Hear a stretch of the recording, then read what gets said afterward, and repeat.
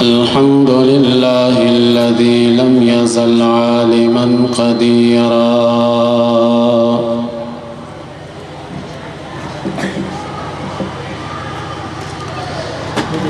حيا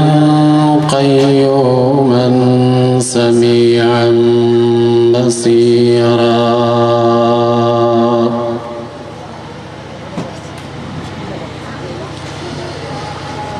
وأشهد أن لا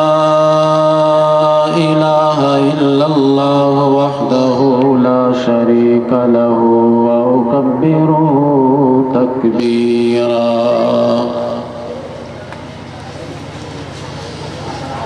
وأشهد أن محمدا عبده ورسوله وصلى الله على سيدنا محمد الذي أرسله إلى الخلق كافة آله وصحبه وسلم تسليما كثيرا كثيرا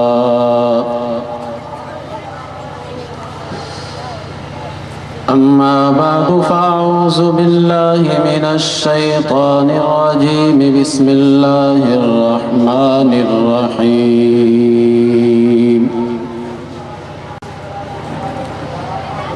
إن الدين عند الله الإسلام صدق الله مولانا العظيم وبلغنا رسوله النبي الكريم الأمين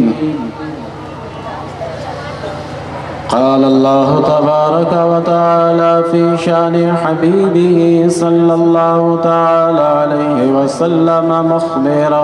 وآمرا إن الله وملائكته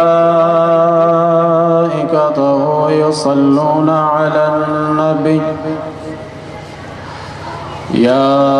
أيها الذين آمنوا صلوا عليه وسلموا تسليما اللهم صل على سيدنا ومولانا محمد وعلى آل سيدنا ومولانا محمد وأصحاب سيدنا ومولانا محمد وبارك وسلم الصلاة والسلام عليك يا رسول الله الصلاة والسلام عليك يا حبيب الله الصلاة والسلام عليك يا رحمة للعالمين وعلى آلك وأصحابك يا شفيع المذنبين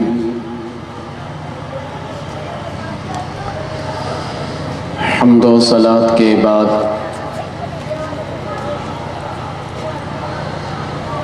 سب سے پہلے میں اپنے ان دوست و احباب کو مبارکباد پیش کرنا چاہوں گا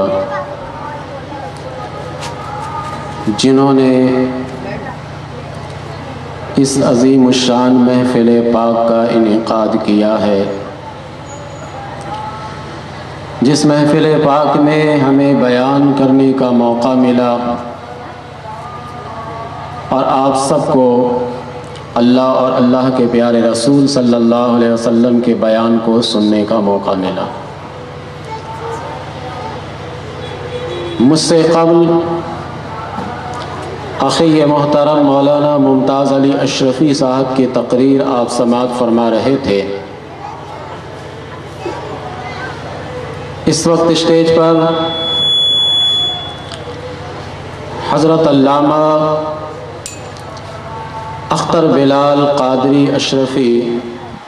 زیدہ مجدہ بھی تشریف فرما ہیں، جو جامعہ نظرت العلوم کے نائب محتمم بھی ہیں۔ میری تقریر کا عنوان کیا ہوگا وہ آپ نے بینر کے ذریعے پڑھ لیا ہوگا کہ میری تقریر کا عنوان اسلام اور دہشت گردی یہ ہے۔ ظاہر ہے کہ یہ بہت ہی حساس عنوان بھی ہے اور توجہ طلب عنوان بھی ہے، تو جتنے اطمینان اور سکون کے ساتھ آپ بیٹھ کر میری اس عنوان کو سنیے گا، اتنی ہی زیادہ انشاءاللہ آپ کے سمجھ میں یہ عنوان آئے گا۔ اسلام اور دہشت گردی یہ دو متضاد الفاظ ہیں، ان دونوں لفظ کا آپس میں کوئی تعلق نہیں ہے۔ اسلام کا ماضی میں نہ تو دہشت گردی سے کوئی تعلق رہا ہے، نہ زمانہ حال میں اسلام کا دہشت گردی سے کوئی علاقہ ہے، اور نہ زمانہ استقبال میں اسلام کا دہشت گردی سے کوئی تعلق ہوگا۔ لیکن اس کے باوجود چند خود ساختہ دانشور اسلام اور دہشت گردی دونوں کو آپس میں جوڑنے کی لایعنی کوشش کرتے رہتے ہیں اور کوشش کر بھی رہے ہیں۔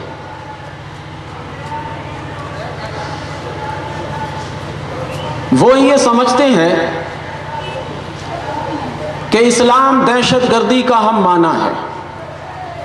بلکہ وہ اسلام کو دہشت گردی کا ہم معنی بتا کر اپنی علمیت اور قابلیت کی دھاگ لوگوں میں بیٹھانا چاہتے ہیں۔ اور سب سے بڑی تعجب کی بات تو یہ ہے کہ جب یہ خود ساختہ دانشور اسلام کو دہشت گردی کا ہم معنی بتاتے ہیں تو اس ہم معنی بتانے میں ان کے پاس کوئی دلیل نہیں ہے، بغیر استدلال کے اور بے بنیاد قسم کی باتیں بتاتے ہیں۔ اور آپ جانتے ہیں کہ اہل یورپ اپنے معاشرہ کو سب سے پڑھا لکھا معاشرہ سمجھتے ہیں، لیکن مجھے تعجب یہ ہوتا ہے کہ ایسا معاشرہ جو اپنے آپ کو پڑھا لکھا معاشرہ کہے، ایسا معاشرہ جس معاشرے میں وہ لوگ اپنے آپ کو ذہنی برتری ثابت کرتے ہوں، لیکن جب یہ خود ساختہ قسم کے دانشور اسلام اور دہشت گردی کو ملانے کے لیے بے بنیاد قسم کی باتیں کرتے ہیں، بغیر کسی استدلال کے اس قسم کی باتیں کرتے ہیں، تو بجائے اس کے کہ ان کے استدلال پر یہ لوگ اعتراض قائم کرتے، بلکہ وہ ان کے سارے بغیر استدلال اور بے بنیاد کی باتوں پر آمنا صدقنا کہہ دیتے ہیں۔ یہ ایک ستم ہے، یہ ایک اسلام پر انتہائی ظلم ہے کہ جو نعرہ لگاتے ہیں اپنے علم کا،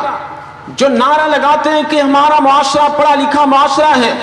لیکن جب اس قسم کی جاہلانہ باتیں کر کے اسلام اور دہشت گردی کو آپس میں ملایا جاتا ہے تو ان کے یہاں کوئی احتجاج کرنے والا نہیں ہے، بلکہ ہم تو یہاں تک دیکھتے ہیں کہ صہیونی میڈیا، عیسائی میڈیا والے ان پر اعتراض کرنے کے بجائے ان کی باتوں کو اور ہم تک پہنچاتے ہیں۔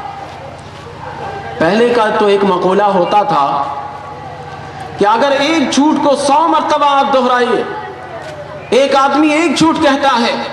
اسے 100 مرتبہ آپ دہرا دیجئے گا تو وہ جھوٹ پھر جھوٹ نہیں بلکہ سچ بن جاتا ہے، کیونکہ اس کو تکرار کیا جاتا ہے،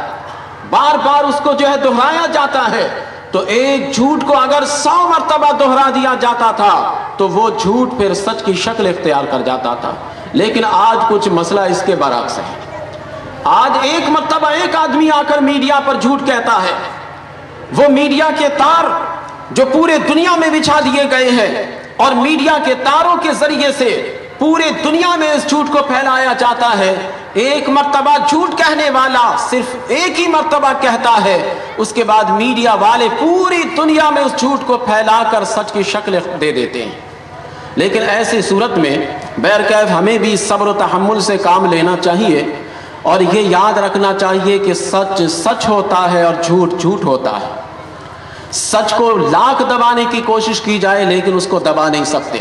میں اب تاریخی حقائق کے ذریعے سے آپ کو کچھ روشناس کرانا چاہتا ہوں کہ تاریخی پس منظر کو ذرا میں الٹتا ہوں۔ ایک عیسائی پادری چیری فالویل نے یہ دعویٰ کیا تھا کہ ہم نے مسلمانوں کے نبی کے سیرت طیبہ کا بھی مطالعہ بھرپور انداز میں کیا ہے اور دیگر مذاہب والوں کی کتابوں کا بھی مطالعہ